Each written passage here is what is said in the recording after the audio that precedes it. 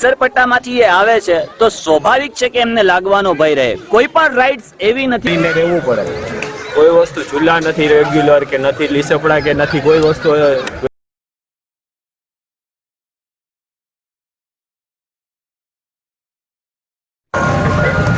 Hello guys, welcome back to my new video. મિત્રો, અત્યારે હું છું રવિવારે ટાવર ગાર્ડનમાં. તમે બધા મસ્ત હશો, મજામાં જ હશો અને તમારા બાળકોનો વિકાસ પણ જબરજસ્ત થઈ રહ્યો હશે. હવે રવિવાર એક અઠવાડિયાનો એક દિવસ હોય કે રવિવાર હોય અને તમામ બાળકોને એવું હોય કે મારા પપ્પાને આજે છુટ્ટીનો દિવસ છે અને છુટ્ટીના દિવસે ક્યાંક ફરવા જાશું. તો માંગરોળની બહાર જે નથી જઈ શકતા એ માંગરોળની અંદર એટલે કે કોઈ પણ એવા વિસ્તારની અંદર કે જ્યાં મનને શાંતિ મળે, સુકૂન મળે, બાળકોને રમત ગમતની એક મજા પડે તેવા વિસ્તારની અંદર જતા હોય છે. પરંતુ હું પહેલા અત્યારે જે સ્પોટ પર છું આપણા માંગરોળના એ સ્પોટ વિશે વાત કરીએ અને ત્યાર પછી હું તમને બતાવું. હું પણ અહીંયા ઘણા વર્ષોથી એટલે કે વર્ષો વીતી ગયા અહીંયા આવું છું, બેસું છું, પરંતુ ઘણી વખતે જોઈને દુઃખ થતું હોય કે ખરેખર આપણા માંગરોળની કંઈક આવી પરિસ્થિતિ. અહીંયા જે ગાર્ડન છે અથવા તો જે બાળકોને રમત ગમત માટેની રાઇડ્સ છે, સૌથી પહેલા આપણે એની વાત કરીએ અને ત્યાર પછી હું તમને બીજી બાબતો જણાવું. દરેક બાળકોને એવું હોય કે રવિવાર છે, ગાર્ડનમાં જશું, રમીશું, ખૂબ મજા કરીશું, ખૂબ આનંદ કરીશું, પરંતુ ખરેખર ઘણી બધી રાઇડ્સમાં બેસીશું. હવે આવી રાઇડ્સની અંદર બાળકો કઈ રીતે બેસી શકે, તમને પહેલા દરેક રાઇડ બતાવો અને ત્યાર પછી તમને ખબર પડશે. આ તમે જોઈ શકો છો લીસરપટ્ટા. હવે અહીંયા બાળક ચડ્યું છે, ત્યાં ચારે બાજુ કોઈ પ્રકારનું એવું રેલિંગ નથી બાંધવામાં આવી. માની લો કે બાળકનો ત્યાંથી પગ લપશે કે એ નીચે આવે તો ખરેખર એની હાલત શું થાય.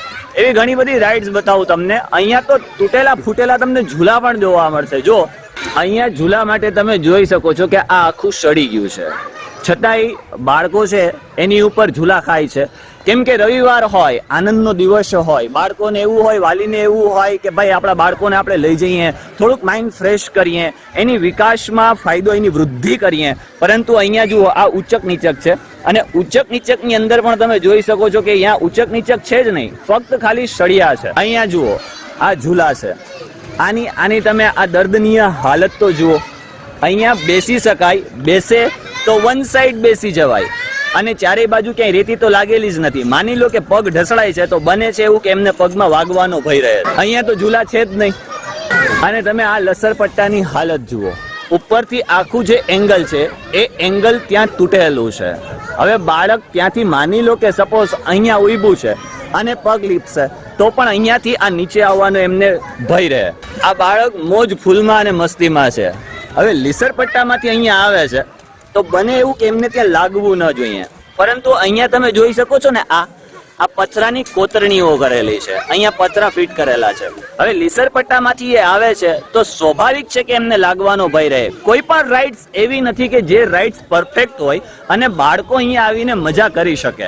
અહીંયા પાણીના ફુવારા રાખેલા છે કે ભાઈ સાંજના સમયે એકદમ મન પ્રફુલ્લિત થાય, શાંતિ મળે, એવી રીતે અહીંયા બેસવા માટે કરીને આ બનાવેલું હતું. પરંતુ અહીંયા પણ ફુવારાની અંદર તો ઠીક છે, ત્યાં ખાલી મને ફક્ત લોખંડ દેખાય છે. આવી પરિસ્થિતિ, આવી દર્દનીય હાલતની અંદર આપણું માંગરોળ ટાવર ગાર્ડન છે. માણસ આવતું જતું હોય તો બને એવું કે કંઈક ને કંઈક નાસ્તો સાથે લઈને આવતું હોય. હવે એ નાસ્તાના જે રેપર છે એને ડસ્ટબિનમાં નાખવાના હોય. હવે તમે ડસ્ટબિનની હાલત જુઓ. જો અહીંયા ડસ્ટબિન આ જુઓ, ખરેખર નાખે તો નાખે ક્યાં? મિત્રો, માંગરોળની અંદર માત્ર ફરવાલાયક બાળકોના રમત ગમત માટે એક જ સ્થળ છે અને એ છે ટાવર ગાર્ડન. જો કે ટીપીની અંદર છે કે નહીં એ તો આપણે વહીવટી તંત્રને પૂછીશું, પછી જ ખબર પડશે કે માંગરોળ છે એ ટાઉન પ્લાનિંગની અંદર આવે છે કે કેમ. ટોટલ 12 જે બાબતો છે, આ 12 બાબતોમાંથી માત્ર 3 થી 4 જ છે. ના તો જાહેર સ્વિમિંગ પુલ છે, ના જાહેર કોઈ પ્રકારનું ગાર્ડન છે. ચલો આપણે સમજીએ કે એક ગાર્ડન ત્યાં તૈયાર કર્યું છે નવું અને બીજું એક નજરબાગ વાળું ગાર્ડન, એટલે 3 ગાર્ડન છે. હવે એ જે ગાર્ડન તૈયાર કર્યું છે એ તો ચાલુ થવાનું હશે ત્યારે અમુક કારણોસર હજી એનું ઉદ્ઘાટન નથી થયું. કેમ નથી થયું એ પણ આપણે વહીવટી તંત્રને પૂછીશું. પરંતુ આ ઓલરેડી જે હાલમાં કાર્યરત છે, જે ચાલુ છે, રવિવારે દરેકને એક એવું હોય કે આપણે ક્યાંક આપણું મન પ્રફુલ્લિત કરવા જઈએ, ક્યાંક શાંતિ મેળવવા જઈએ, જે વૃદ્ધો છે એ વૃદ્ધો માટે કરીને કુંજ પણ નથી. તમે વિચાર તો કરો, એટલા વર્ષો વીતી ગયા, હું પણ દર સન્ડે અહીંયા આવું છું, માંગરોળમાં જ રહું છું. ઘણી વખતે જોઈને એક દુઃખ થતું હોય. તો મારે માત્ર એટલું જ કહેવું છે કે ભાઈ ખરેખર આ જે બાળકોને કોઈક પ્રોબ્લેમ થાય, ક્યાં એવી પરિસ્થિતિ ગંભીર સર્જાય, પછી જ આપણે જાગૃત થશું કે પહેલા આપણે પૂર આવવા પહેલા આપણે પાર બાંધી લેશું. એ હવે વિચારવાનું તમારે બધાએ રહ્યું છે. આ જેટલા પણ સત્તાધારીઓ છે, સત્તાધારીઓને મારે એટલું જ કહેવું છે કે એટલીસ્ટ લોકોની જે કંઈ પણ સમસ્યાઓ છે, લોકોની જે કંઈ પણ પરિસ્થિતિઓ છે, એ પરિસ્થિતિઓને ધ્યાનમાં રાખીને થોડાક તો સજાગ થાવ કે પછી કોઈ એવી ગંભીર સમસ્યા ઊભી થશે પછી જ તમે સજાગ થશો. અને દરેક લોકોને મારે એ કહેવું છે, કાં તો આપણે માની લીધું છે, કાં તો પછી આપણે એવી મર્યાદાઓમાં આવી ગયા છીએ કે જેમ ચાલે છે એમ ચાલવા દો. સવારના જઈએ છીએ, સાંજના આવીએ છીએ, રોડ, રસ્તા, ગટર અને પાણીમાંથી ઊંચા આવીએ તો આપણે સુખ અને સમૃદ્ધિ તરફ વળીશું.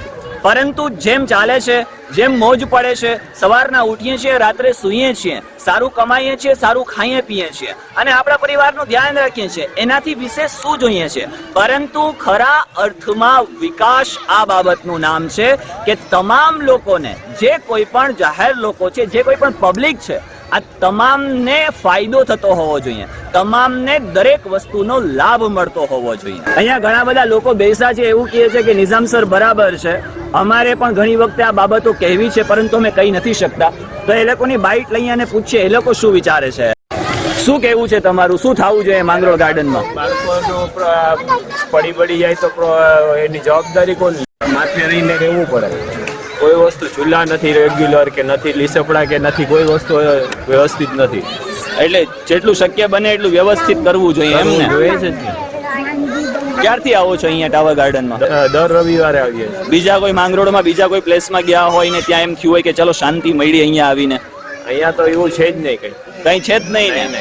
મિત્રો તમને બીજી એક વાત બતાવતો ચાલુ કે 1956 ની અંદર આપણે સૌરાષ્ટ્ર સરકાર હતી અને 1976 ની અંદર ગુજરાત સરકાર થઈ. ત્યાર પછીના સમયગાળા દરમિયાનથી કે ભાઈ નગર યોજના જે છે એ નગર યોજના અમલમાં આવવી જોઈએ અને એ નગર યોજનાની અંદર ઘણા બધા એવા કામ છે કે જે બાકી પડ્યા છે. હવે ફક્ત મારું અને પબ્લિકનું એવી લોક માંગ ઉડી છે. મારે ખાલી એટલું જ કહેવું છે કે ભાઈ તમામ જે લોકો છે એ લોકો ધ્યાન દે, જેટલું શક્ય બને એટલું વહેલું ને વહેલું આનું કામ કરે. લોકોની સુખાકારીમાં એટલે કે લોકોના જે મનોરંજન છે એ મનોરંજનની અંદર સારામાં સારો ફાયદો થાય. બસ એટલી જ મારી નમ્ર અપીલ છે.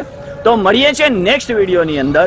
આપની કમેન્ટની ચોક્કસપણે આશા રાખું છું કે આપ આ બાબતને લઈને શું વિચારો છો. ચાલો, તો ચેનલ પર નવા છો તો ચેનલને સબસ્ક્રાઇબ કરી લો, લાઈક કરો અને તમારા મિત્ર વર્તુળ સુધી શેર કરો. ધન્યવાદ. Bye bye.